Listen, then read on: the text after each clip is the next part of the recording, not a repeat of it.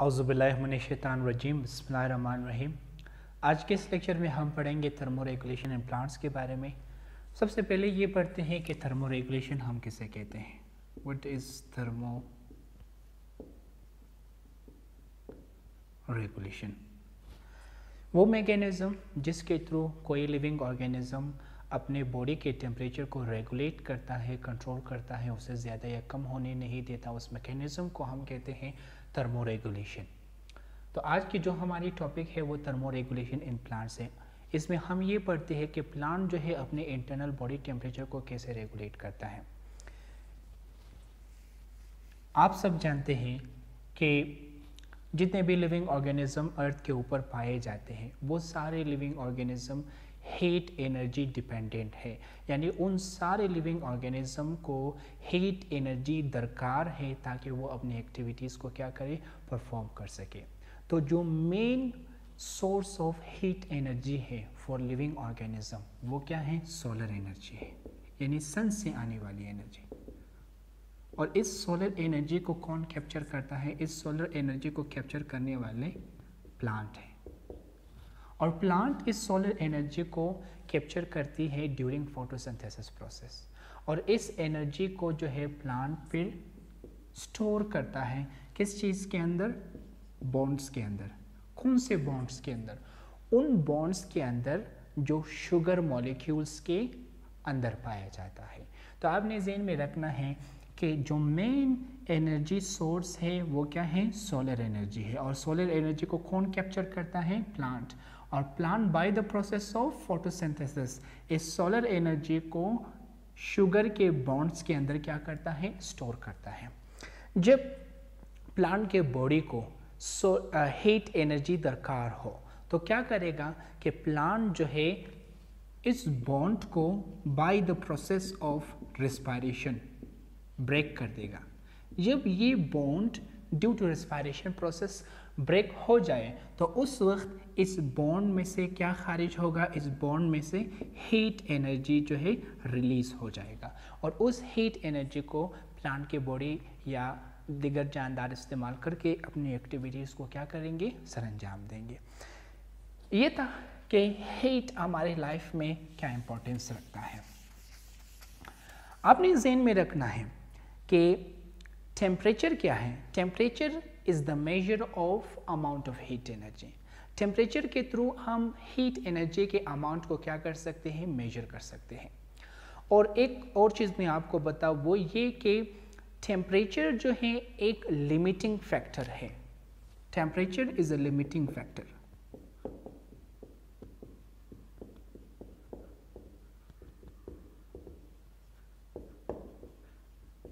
Limiting factor से मुराद ये कि ये जो है growth and development of plant body को क्या करता है, अफेक्ट करता है। यानी टेम्परेचर जो है प्लांट के ग्रोथ को और प्लांट के डेवलपमेंट को क्या करता है, उन दोनों के ऊपर ये असरअंदाज होता है। अगर टेम्परेचर एक नॉर्मल रेंज में हो तो प्लांट की ग्रोथ और डेवलपमेंट वो जो है प्रॉपरली हो जाता है। लेकिन अगर टेम्परेचर उस नॉर्मल रेंज से ज़्यादा या उस नॉर्मल रेंज से कम हो तो ये जो है प्लांट के ग्रोथ और प्लांट के डेवलपमेंट के ऊपर जो है बुरा असर डाल देगा, जिससे उनकी ग्रोथ और डेवलपमेंट जो है क्या होंगे, बैडली अफेक्ट हो जाएंगे। इसी वजह से हम कहते हैं कि temperature is a limiting factor. तो अब हम ये देखते हैं कि ये जो लिमिटिंग फैक्टर है यानी ये जो टेम्परेचर है इसको प्लांट रेगुलेट कैसे करता है, इसको प्लांट कैसे कंट्रोल करता है। तो लेट्स सी कि ये काम प्लांट कैसे करता है। दो कंडीशन हो सकते हैं, दो एक्सट्रीम कंडीशन हो सकते हैं टेम्परेचर के रिलेटेड। एक, टेम्परेचर या तो बहुत ज़्यादा कम हो सकता है या तो टेम्परेचर बहुत ज़्यादा बढ़ सकता है।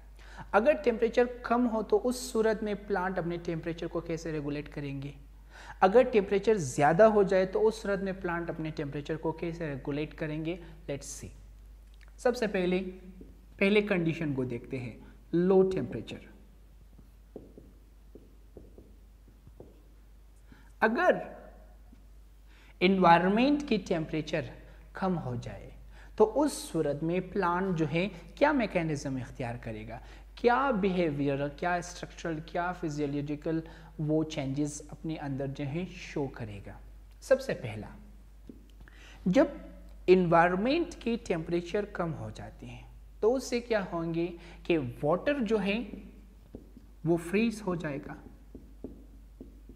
जब वाटर फ्रीज हो जाए तो उससे वाटर शॉर्टेज बन जाएगी, और वाटर शॉर्टेज की वजह से प्लांट फिर क्या करेगा, प्लांट जो है उस वाटर शॉर्टेज से बचने के लिए वो अपने लीफ को गिरा देता है bye the process of desiccation.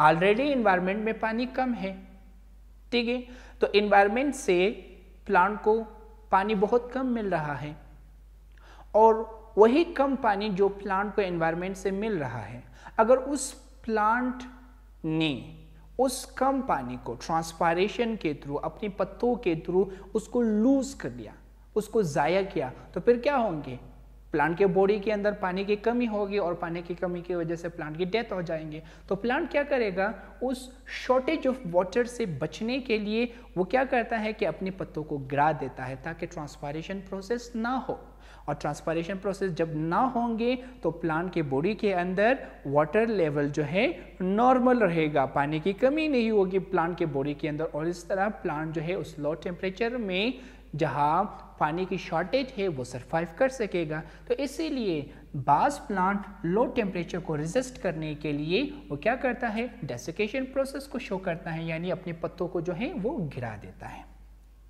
इसी तरह नेक्स्ट, बास प्लांट जो है वो क्या करते हैं, आपने देखा होगा कि जब एनवायरनमेंट की टेम्परेचर लो हो जाती है, यानी जब सर्दियाँ आती है, तो स्नो भी हो सकता है सर्दियों के दिन, तो उस स्नो की वजह से क्या होंगे, अगर वो स्नो जो है प्लांट के बॉडी के ऊपर एक्यूमुलेट हो जाए, प्लांट के बॉडी के अंदर जब प्लांट के बॉडी के ऊपर जमा हो जाए, तो उससे चांसेस है कि प्लांट के बॉडी के अंदर जो लिक्विड है वो लिक्विड जो है क्या हो, फ्रीज हो।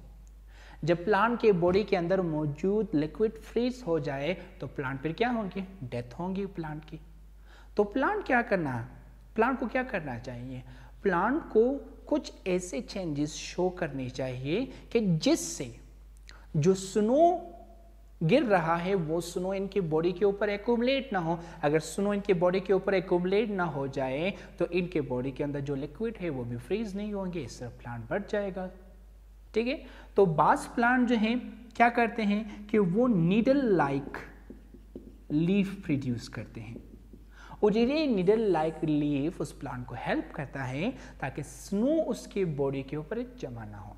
स्नो जब उसके बॉडी के ऊपर जमा ना हो जाए तो उसके इंटरनल बॉडी टेम्परेचर लो नहीं होंगे। जब उसकी इंटरनल बॉडी टेम्परेचर लो नहीं होगा तो उसके बॉडी के अंदर मौजूद लिक्विड फ्रीज नहीं होंगे, और इस तरह प्लांट क्या होगा, उस लो टेम्परेचर में सर्वाइव करेगा। ये दूसरा। तीसरा, इसी तरह अगर हम देखें बास प्लांट क्या करते हैं कि बास प्लांट जो है वो low temperature resistant seed produce करते हैं, low temperature resistant seed produce करते हैं, यानी वो ऐसे सीड प्रोड्यूस करता है जो लो टेम्परेचर में भी क्या कर सकता है, सरवाइव कर सकता है, ठीक है।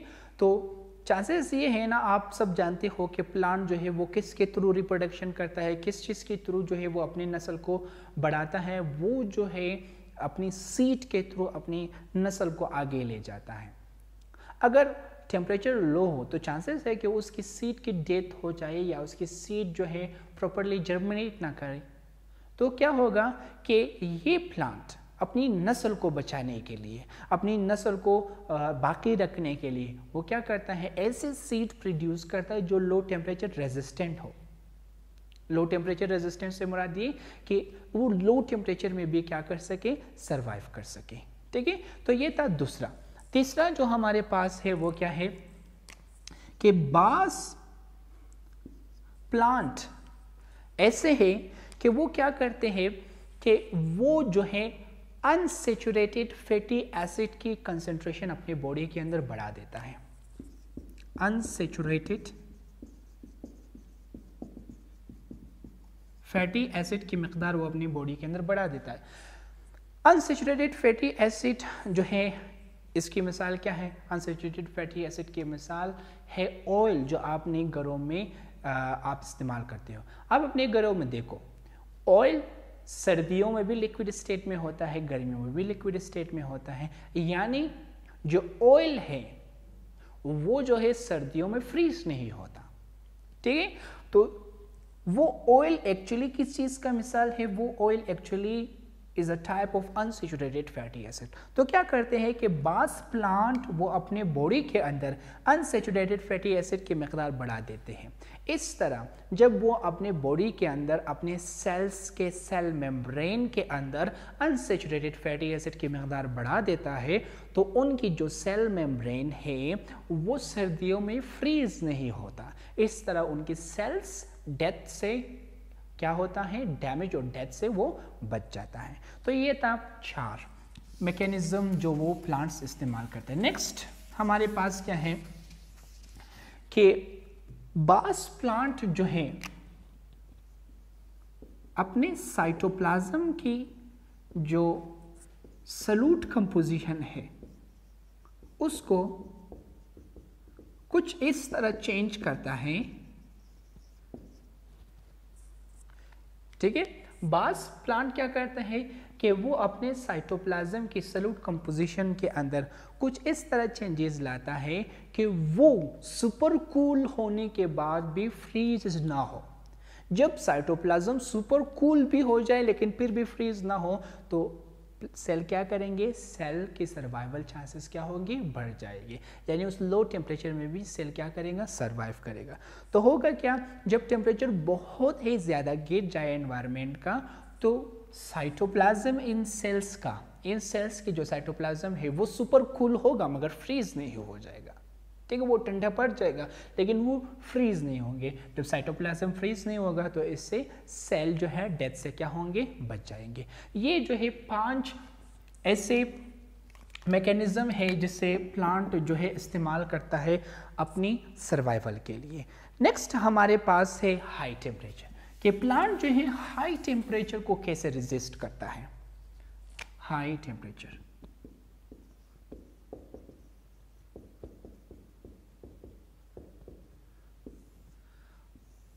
हाई टेम्परेचर में जो है प्लांट के साथ 2 काम हो सकता है। एक, due to high temperature plant जो है वाटर शॉर्टेज फेस करेगा।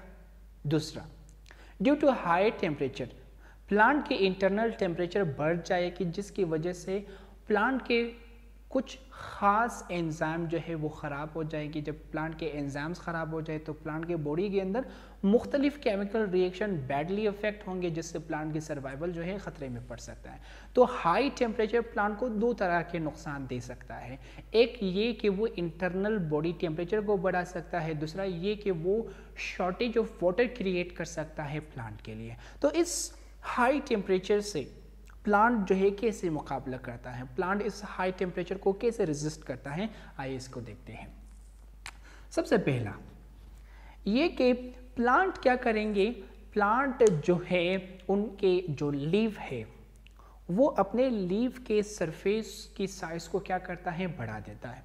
जब प्लांट अपने लीव की सरफेस के साइज को बढ़ा देता है तो उसके रिजल्ट में उनके लीव के ऊपर स्टोमेटा की तादाद बढ़ जाएंगी और स्टोमेटा की तादाद अगर बढ़ जाए तो क्या होंगे? ज़्यादा ट्रांसपायरेशन होंगे और due to high level of transpiration plant की बॉडी को ज़्यादा कूलिंग इफेक्ट मिल जाएंगे और due to cooling effect plant जो है उनकी इंटरनल बॉडी टेम्परेचर ज़्यादा नहीं बढ़ती। इस तरह प्लांट जो है क्या करता है? सर्वाइव करता है। तो पहला क्या है कि प्लांट की जो लीव है वो ब्रॉड है और due to broad leave they have large number of stomata और इस लार्ज नंबर ऑफ स्टोमेटा से ज़्यादा ट्रांसपायरेशन होंगी तो प्लांट के बॉडी को ज़्यादा कूलिंग इफेक्ट मिल जाएगा और इस तरह प्लांट जो है हाई टेम्परेचर से बच जाता है।